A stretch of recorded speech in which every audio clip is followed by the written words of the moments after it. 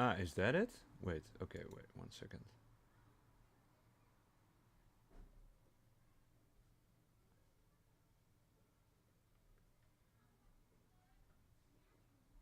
I don't get what's happening here, guys. For some reason, it doesn't look like my stream is working. Ah, there you go. All right, okay. All right. Merry Christmas, everyone. Hope hope you've been enjoying the holidays with your loved ones and everything. I'm officially still at work, but nobody's calling in today, so I thought I'd use that time to make a little video. And I finally finished making all the corrections in my book and everything, so I feel confident enough finally to actually do a presentation and show some of it off and let you guys explain what it's all about and what the added value is in case you might be interested. So before I do that, let me light up my pipe here for the holiday cheer. Um,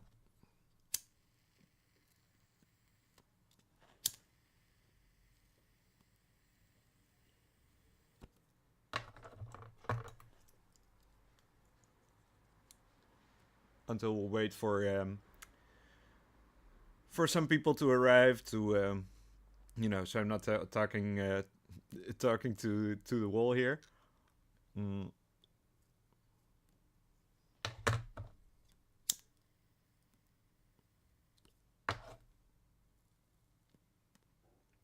So I'm currently smoking a blend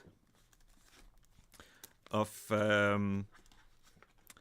two mixture tobaccos. I've got McBaron. Oh wait, McBaron mixture and Peterson 965. So it's a bit of a blend of blends, if you will. I thought it might be appropriate for the occasion. So yeah, as I said, I thought I'd do a little book presentation of my new book. I wrote a poetry book in Arvanite. Oh, 1 second. I'll have to. So yeah.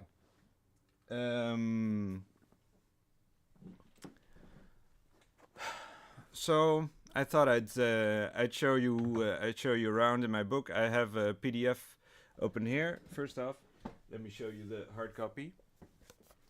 So this is more or less what it's going to look like.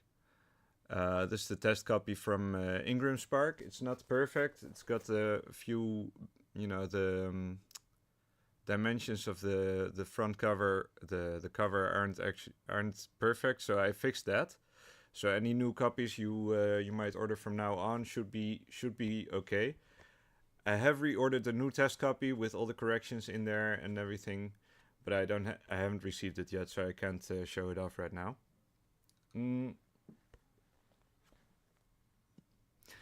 So yeah, so I thought I'd explain a little bit what this is all about. So let's switch screens here. 1 second. Let me put the PDF file up front so you don't look at the stream again. All right. So this is the frontispiece. I can show it to you as well. Right. But yeah, it's you can see it on the screen as well. Sorry about my hand. I can't move my hand. I have a little issue here. So at any rate, as you can see, the book comes in 6 languages. The base, the primary language is Arvanitica. So I've written all the poems in Arvanitica. The whole point of the book is to showcase the language and make some attempts at creating something new with it, because it's a dying language. and nobody speaks it anymore. Well, people still speak it, but most of them are old. They don't, they don't write in Arvanitica. There are a few people that still write like, how do you say, like anthropological studies and stuff like that. But it's kind of, it's kind of been forgotten about. And obviously, my own ancestry is partly Arvanite, so I thought I'd give that a go. So I've been learning the language for the past like 2 years or something. I also have another book to showcase. I have multiple ones actually, but this is the most important one. Probably the best.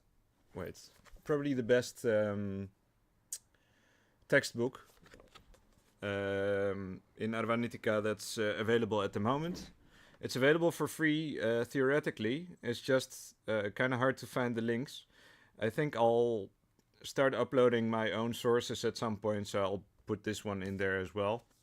Make a big, how do you say, like a database with all the books I have. Obviously, I'll still need to scan a few books and stuff, but most of the books that are available publicly, at least, aren't all that great. There's another one I might want to show off that's pretty interesting. That's this one. Right, so this is Pelasgica by Iakovos Thomopoulos. And as you can see, it's a big fat old book. And he talks about like Pelasgian epigrams, as well as Etruscan ones and Lycian ones, and all these different Pelasgian peoples that have left their mark on the world, and that are kind of lumped in with the Greeks and with and the Romans, but they're actually somewhat distinct. They have their own language, their own culture, and obviously there were influences from the Greeks and stuff, but all that is still kind of being debated. How extensive that was, what they were actually doing, because we know next to nothing about them. But we do have the language, and there are indications that the Albanian language and the Arvanite language, which is basically the same thing, derive from are a Pelasgian dialect, let's say. So anyway, all that kind of brought me to certain avenues. So there's certain, how do you say, there are a few things that I've incorporated in my book that kind of defines where my poetry is going, let's say. And I've written about those in my introduction. Let's see, I have it in Albanian here, but I also have it in English, because this is the international version. I'm planning on releasing a Greek version at some point, but that's more for the bookstores here in Greece, because most people don't really purchase books online here in Greece. And I also want to promote it here, because obviously, Arvanitica is originally spoken in Greece. In Greece. So there's a few elements here that I want to talk about, right? So, and obviously there's a lot of influences that have played their role in the formation, or in the like in inspiring this work, right? So one of them obviously is my multicultural background, right? So I'm half Greek, half Dutch. I was born in Germany. So I already grew up with like 3 languages, plus English, because my parents spoke English with each other, and a bit of French, which I learned in school and in college. I don't speak. I'm not a speaker. I'm a French speaker per se, but I can pronounce it just fine. I can read it and translate it. So that's also part of this book, right? I have French translations and German, as well as German and English included in here. So that's one aspect, but like Arvanitica is a strange part of that whole thing because like my surname, my family name is Arvanitis, but I never actually learned the language, and for the longest time, my family was convinced that we don't have any relationship with the Arvanites and so on.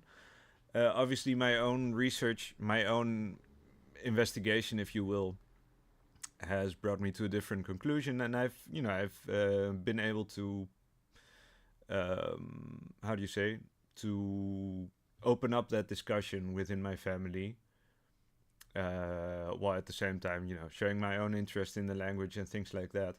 So that seems to have been going well. So I'm actually pretty happy about that because I thought there would be more backlash, or well, maybe not backlash, but I don't know, skepticism, let's say. Um, but um, but so yeah.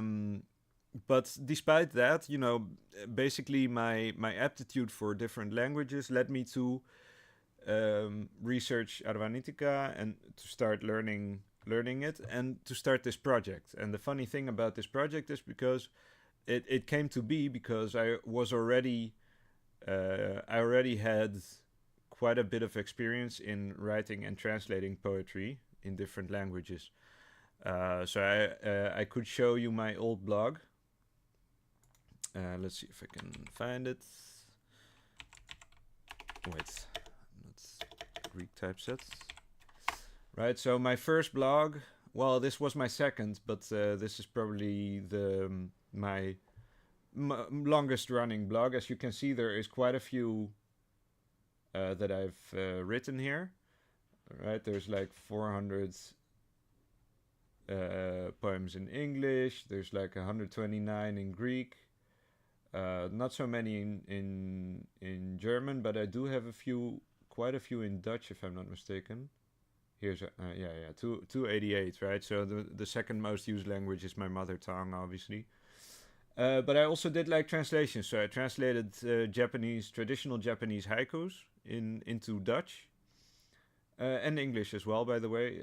And I also did the opposite. So I wrote like haikus in English and tried to translate them into Japanese. Even though I don't speak the language, I had 1 year of lessons at some point in my teens, and I kind of tried to revisit what I learned back in those days. And these are all very old, as you can see. Well, except for there are a few that I wrote more recently, but the blog actually kind of fizzled out at some point. But a lot of stuff that I've written here, I have recycled in my book, and I was obviously already planning on doing that for years and years when I was writing on this blog. So last year I started a new one, and that's this one, jugaezogoed.com or .wordpress.com. That's my current blog, and this is where I collect my Arvanite poetry, and before I put it in the first book.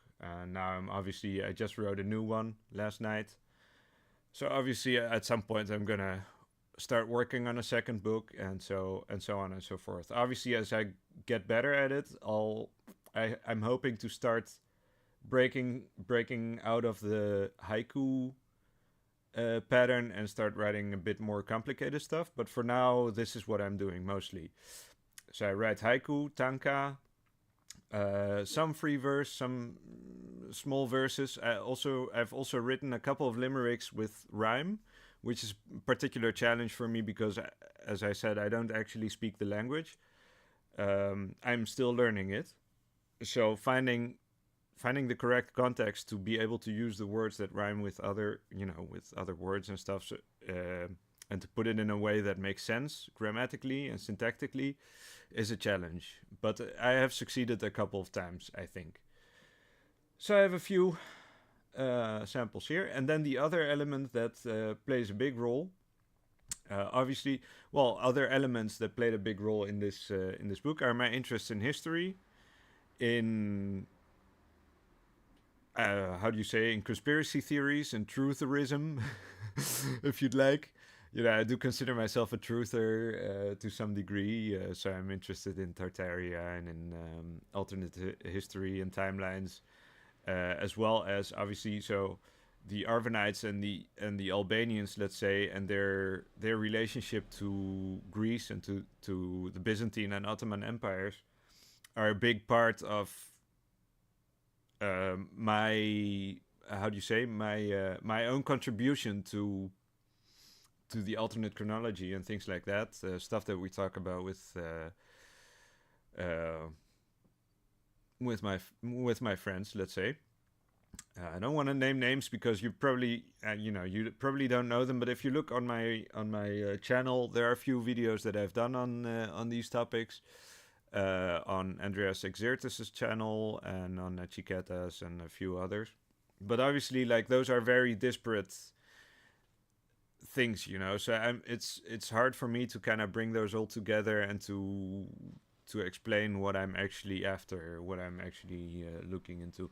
So, but that's one aspect, and obviously there's a whole dimension of medieval history that I'm personally engaged and interested in, but that has to do with the Netherlands because I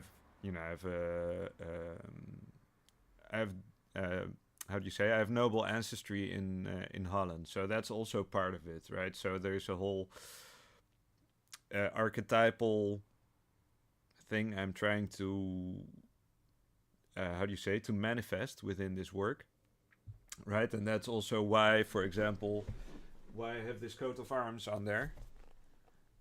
If you can see, let me just whoop. Right, so this is based on. Wait, let me show you the bigger screen so you can see it a bit better. So this coat of arms is based on on the coat of arms of my ancestors in Holland, in Brabant, actually, I should say, North Brabant. And they were knights, right? In the Middle Ages, they even went on the was it the third or the fourth crusade? I think it was the fourth crusade with Barbarossa, where they tried to cross the Danube to go across the the Caucasus into the Holy Land, rather than going through the Byzantine Empire, which they failed, by the way, because Barbarossa drowned in the Danube. So they all went back home. So so it's actually debatable whether I actually have Crusader ancestors or not. But that's it's just something. But for that these ideas are all kind of, I all try to integrate them into what I'm doing and what I'm interested in. And that's kind of what this book is partly about as well. And then the last part, that I find that's probably the most important in my opinion, is the language of the birds, right? So my theory is, when I started looking into Arvanitica, I discovered that the Arvanites themselves referred to their language as the language of the birds. Yuga is all good. And that's the title of my blog as well, incidentally. And so the theory that I developed from that is that the language of the birds is it's like this mystical language that relies on wordplay and on and things like that, as well as metrum, rhythm, prosody, if you'd like. That's I think that's the term. So prosody is like the melodicity of speech, right? And there's a very nice book written about it. It's actually a trilogy. There's 3 books. I have all 3 of them, but this is the most important one in my opinion, La Langue des Oiseaux. And he explains like where it comes from, what the associations are, like what people were doing with it, how they were using that symbolism and stuff like that. Obviously, his interpretation is that it was used by initiates to transfer information from one to the other through symbols. and things like that, and wordplay and everything. And obviously, my interpretation or my opinion is that poetry is an extension of that praxis, right? So you use words, you use grammar and syntax, you use your mother tongue to create new meaning. And you do that through wordplay, through rhyming, through all these elements, right? That make up a poem. And obviously, depending on, you know, you use ambiguity in poetry to like creative effect, and that's basically what it's all about. And you know, that's what I'm trying to kind of distill in my book. So yeah, let's. I don't know if we need to go through my introduction. I do have. Let's see. I do have a picture here. Wait, where do I have it? Here you go, of the coats of arms, right? This one is my ancestors' coat of arms, and this is the Arvanite one that I created. So as you can see, it's basically the same, but it's got different colors. So it's, instead of yellow, it's blue, and instead of red, it's white. You know, so that gives kind of the impression of the Greek flag, kind of like that. And then you have the little merlets here. So the merlet is a legless, beakless bird that flies throughout its whole life. So it's the symbolism is that it symbolizes autonomy, self-sufficiency, and how do you say? What's the words? I, what's the word? Activity, like initiative. Let's say, yeah, initiative is a good word. Okay, so that's part of it. I also wrote a little bit about my muse, and there's a few. Oh yeah, there's. I need to explain that as well. Let's see, where is it? The muse, right?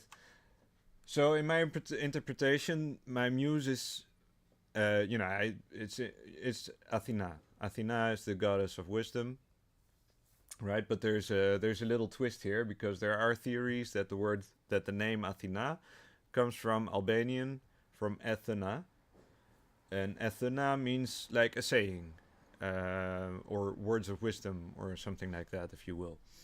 So, and I adopted this term Athena because it's also in like Arvanite society. It's also a term for how do you call that?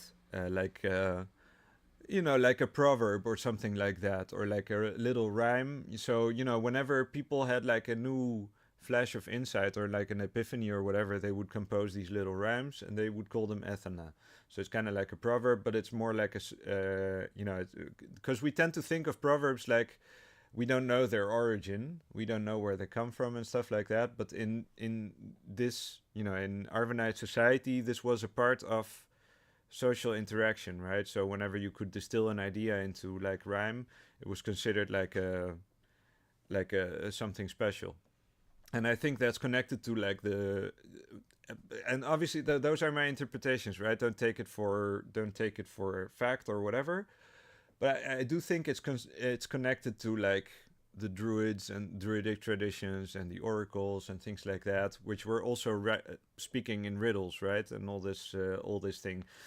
So I think it's a similar kind of origin where that whole idea comes from. So a social poetic endeavor, let's say. And so I took that idea to compose my own Athena, which are similarly like condensed, distilled ideas, distilled in verse, right? So it's somewhere in between my poetry, the way I see it, and the way I describe it in my introduction. It's like a combination between poetry, obviously, and aphorisms, right? So I'm a very big fan of Nietzsche and Schopenhauer and all these, and Heraclitus and Confucius and all these philosophers that wrote in these little snippets. Those are called aphorisms, right? So you have like distilled idea rather than a whole diatribe with arguments and for and against and whatever. Instead, you have like a like a quote, So if you stare too long into the abyss stares back at you. That's an aphorism, right? We use it as a quote now because we quote famous people, but it was actually written in a book as a little sentence that has its own number, and then on the next paragraph he wrote a different aphorism. So he just wrote thoughts like that, and that's kind of how I see my poetry as well. So obviously, in that regard, my poetry, it's a pretty big book. It's 260 pages, and it's 111 poems all in all. It's a symbolic number, obviously. We even released it on. We published it on the 11th of November, and my publisher even told me he sent it to the printer at 11 o'clock, 11 past 11 p.m. But and I didn't even have to ask for that. He did it on his own initiative. So there's a lot of I like to play with numbers and stuff like that. So but what I'm trying to say is that there's quite a few poems in there, and they reach the whole gamut of subjects, right? They talk about history, about politics, about religion, spirituality, both about Christianity and Islam, about nature, about but also philosophy, things like that. So some poems are more traditional haiku, because traditional haiku specifically are supposed to be talking about nature and scenery, landscapes and things like that take place in nature. But I also write like Senryu and Tanka, which are more free form, and I talk more like about social things and stuff like that. So that's kind of part of it as well. So yeah, look, what I suggest we do now that I've given my little preamble here is basically because there's a lot of poetry. And I kind of want to experiment with my book as kind of like a bibliomancy project, So what I like to do is just kind of flip through and pick a poem at random. So I'll just find the poem here, and then I'll show it on screen, and we'll just go through a few of those, just to show you kind of the process of how I wrote them and how the translations are supposed to work and everything. So let's see, what do we have here? Okay, this is a good start. So we have L30. Wait, what's this? L3. So that's 53, I think. Here you go. No. That's the wrong one.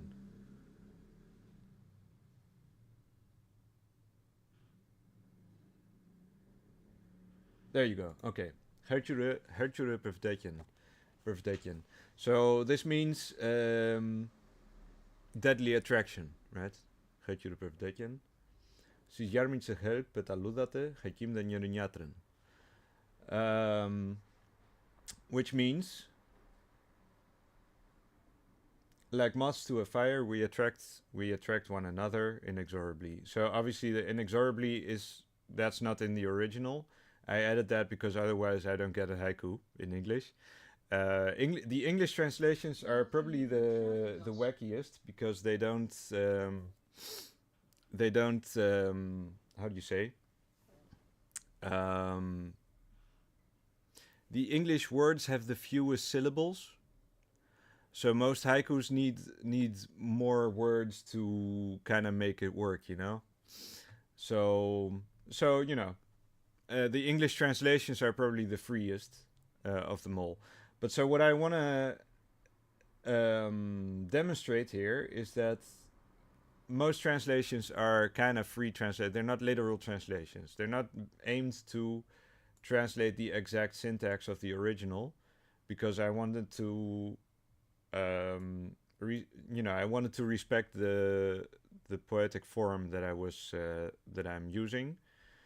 Obviously, even that doesn't. I don't succeed at that with every poem and with every translation, but most of them I think are, even the originals. By the way, sometimes they, the syllable count doesn't quite work out.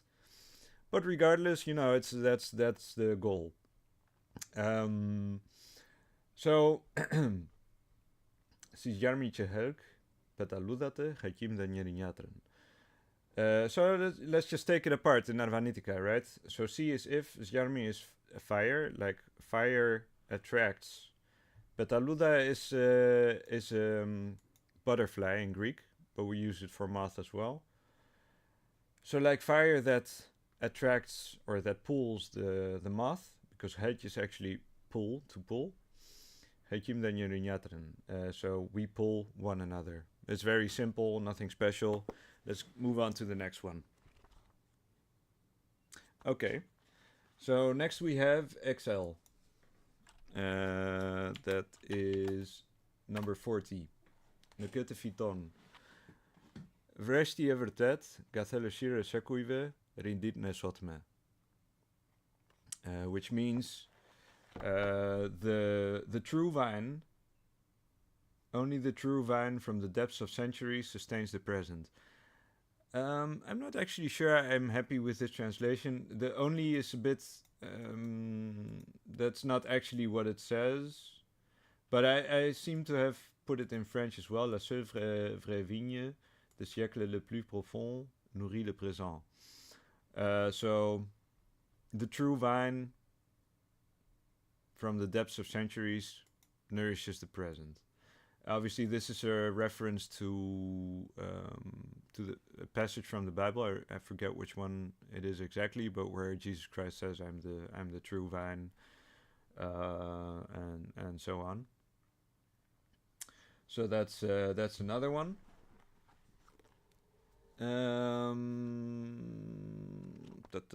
Let's see. Okay, this is one of my favorites. XXV, so that's 25. Oh, no. No, wait. This keeps happening. Come on, dude. Wait, am I stupid? XXV.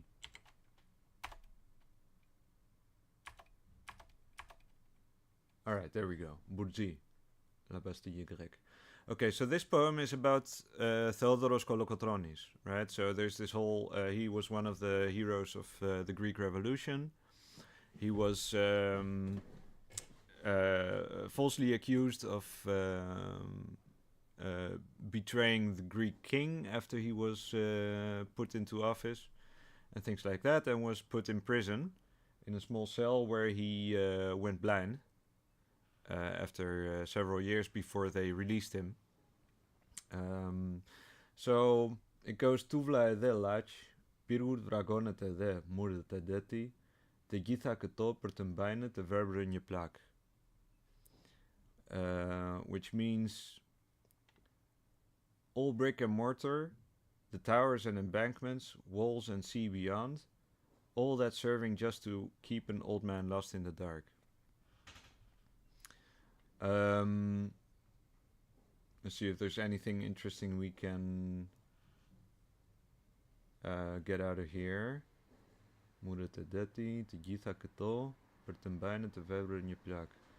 Yeah, just, it's a simple sentence. It's actually two sentences, as you can see. Alright, let's move on to the next one. There's a few things that I might, want to touch upon as we get there. For example, like how the metrum is composed, like how I use certain vowels in Arvanitica to create this composition. Let's say. Okay, I like this one as well. X I X. Oh wait. IX. Huh? Bro, why does this keep on happening? This is so stupid. What the fuck? Are you for real?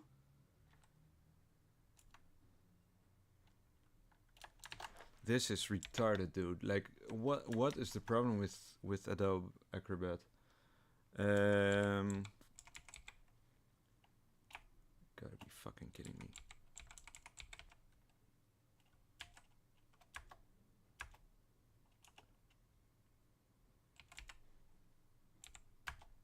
There you go. See, I put in the right numbers. It doesn't show up. All right, Κριτάρι Αθήνες. Κριτάρι Αθήνες. Παρασέτες μπρες, μπούρενε μετρό με πάμι βράρε, βερστόν πασκουρί μινιτή, εσταυροκοπιέτ παπούσιμ. I said it wrong. Παρασέτες μπρες, μπούρενε μετρό με πάμι βράρε, βερστόν πασκουρί μινιτή, εσταυροκοπιέτ παπούσιμ.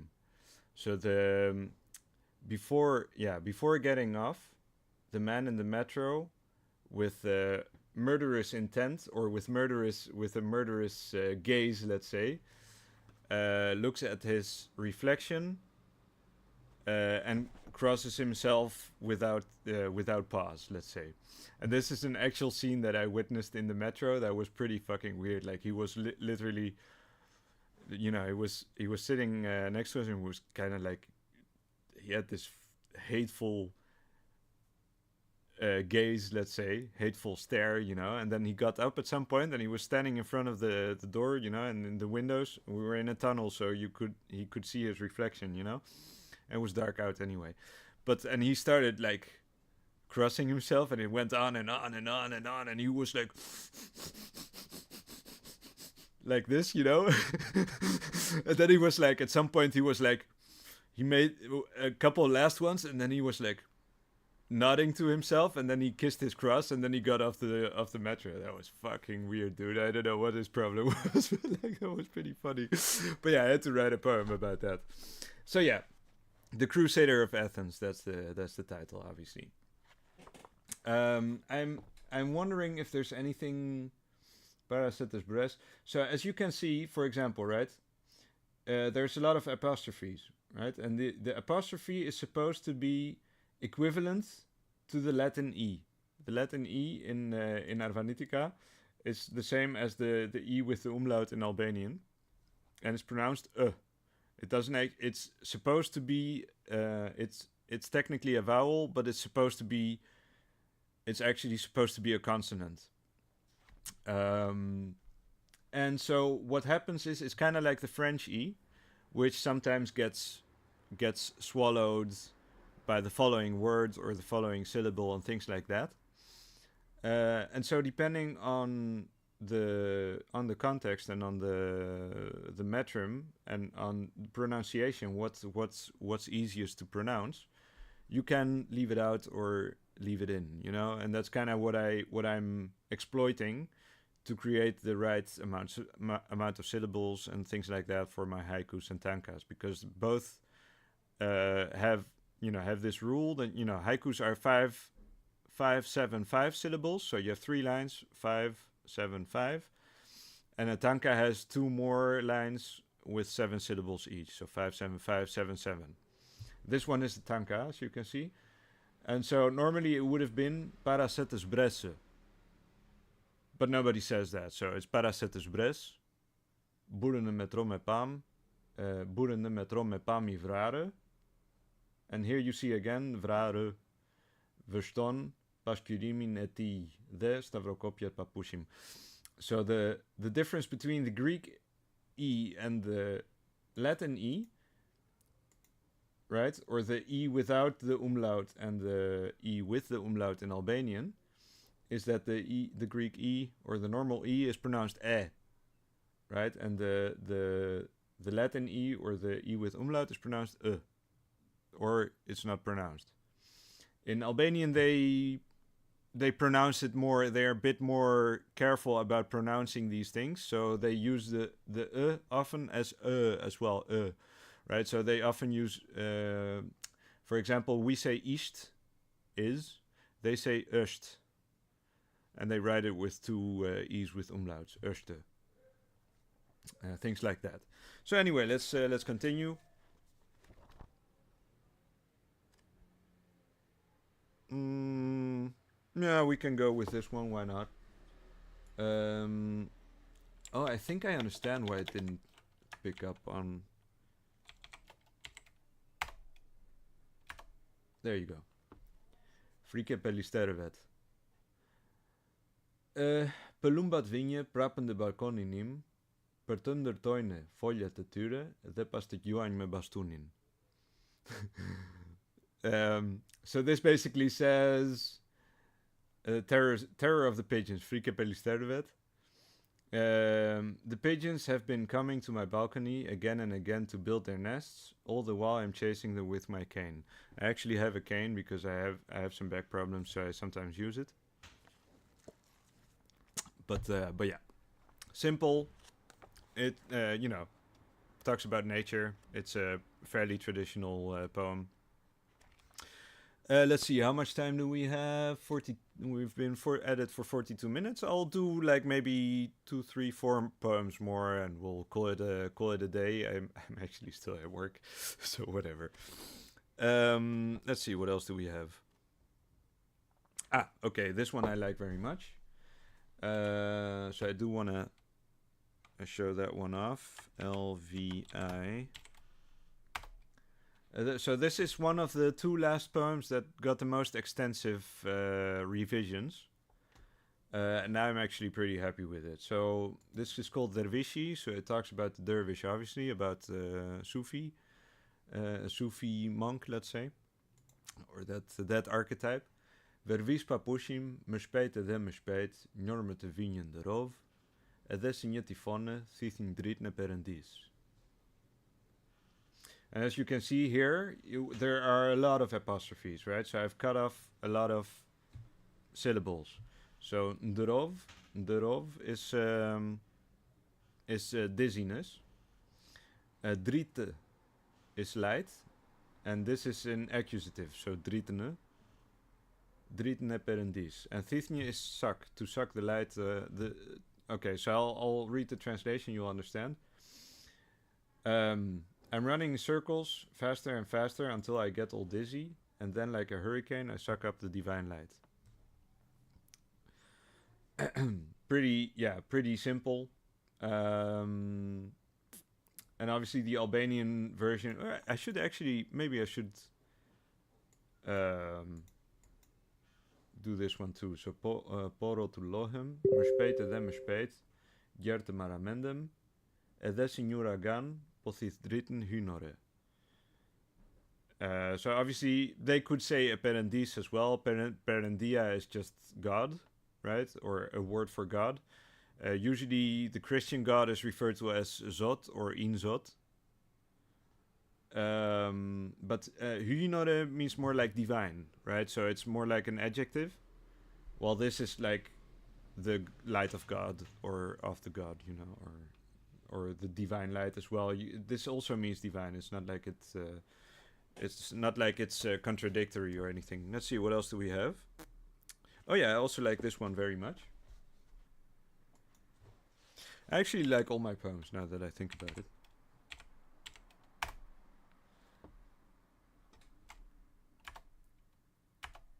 Ah, come on. Okay, here you go. Number 13. Cocaïne pranveres. No, wait. Sorry. Cocaïne pranveres. That's the title. Zogje Cicerin. And then the Zapergap allergiekit kund. This is a spring haiku, let's say. So it says, birds are chirping and pollen everywhere is spreading allergies. Yeah. Let's see what else we have.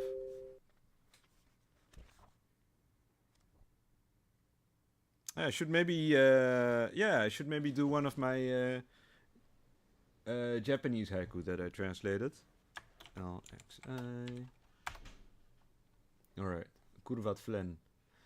Kurva flen temble, bashke posten nyeshkepi, terfili hunnes. This is a traditional haiku by Matsuo Basho. I don't actually remember what it's how to read this in Japanese. It beats me. I have somewhere I've written the transliteration. Actually, we might look it up. 1 second. Because I'm pretty sure... here you go. Let's see. I have these translations. because I had a whole, I had written a whole article with a number of these translations, so a lot of them are adapted in my book, or like recycled. There you go. This is the one. Hitotsu ya ni yujo monetari hagi no tsuki. So the prostitutes sleep together under one roof, clover and moonlight. That's what it means. So yeah, I got a few of these too. I also have a few, like at the end, I have a few translated poems by Ezra Pound and Hendrik Marsman, who is my favorite Dutch poet. The final poem is by Hendrik Marsman. But I don't know if we'll get into those. Let's see, what else do we have?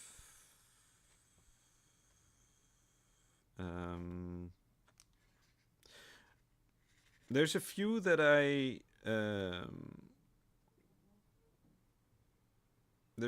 I presented at the Mediterranean Poetry Prize in Rome a couple of weeks back. So I could do those, give you an idea of what those are about. I'll have to find them 1 second.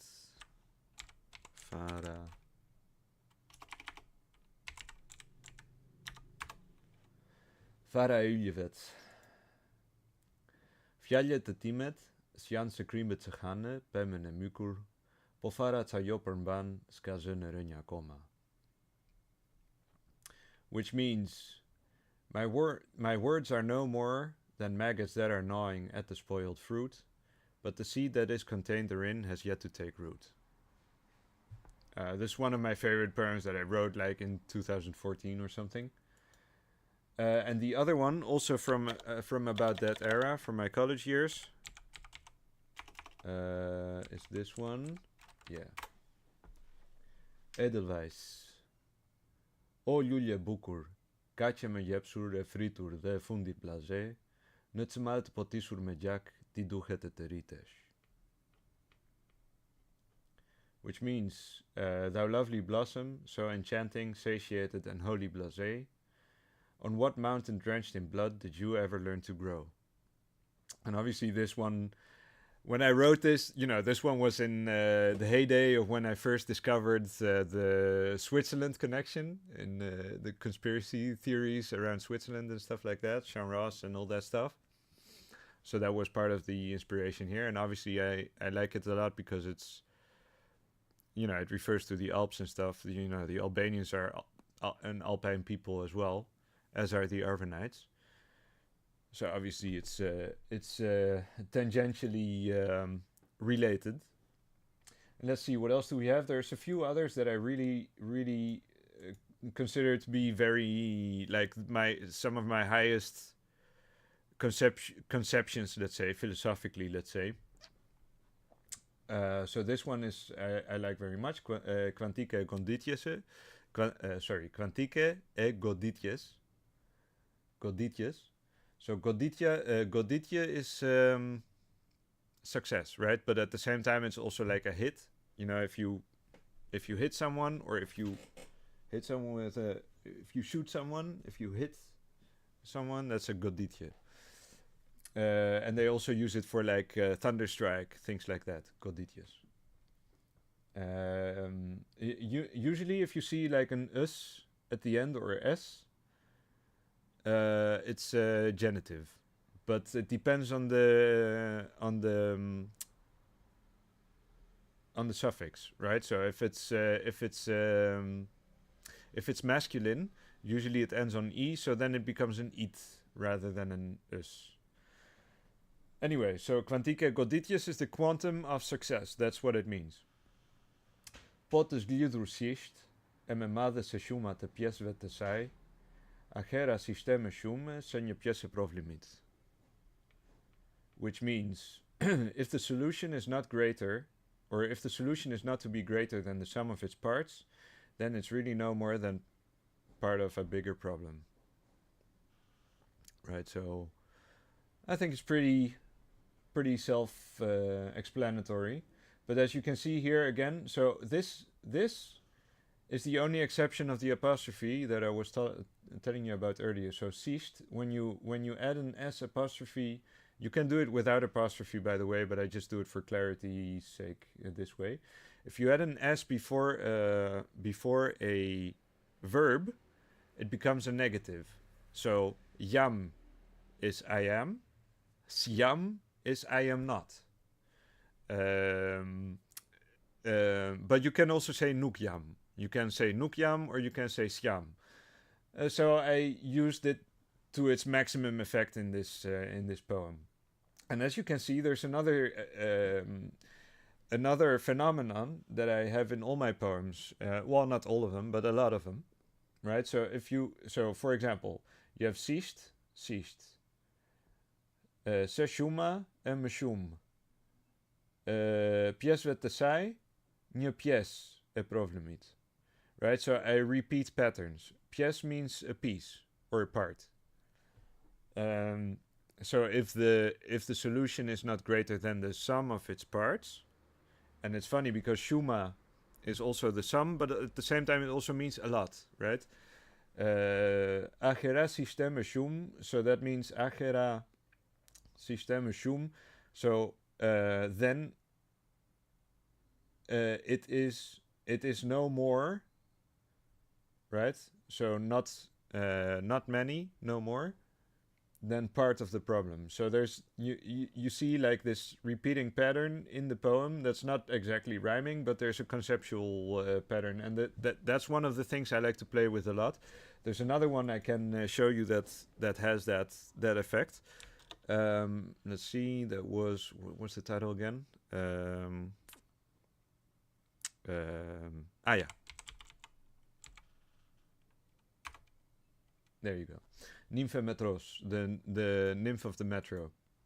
Një vajzë bukur, ndenjë përpara mua në metro, duke vënë përpara këmbëzet të tonat vajzërore.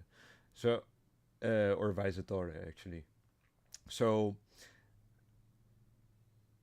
I'll try to translate it right away, and we'll compare it to the translation that I already wrote down, because I want to demonstrate what I'm trying to say here. So, një vajzë bukur, a pretty girl, ndenjë përpara mua, sat down in front of me. So, përpara means in front, or before, or, in front.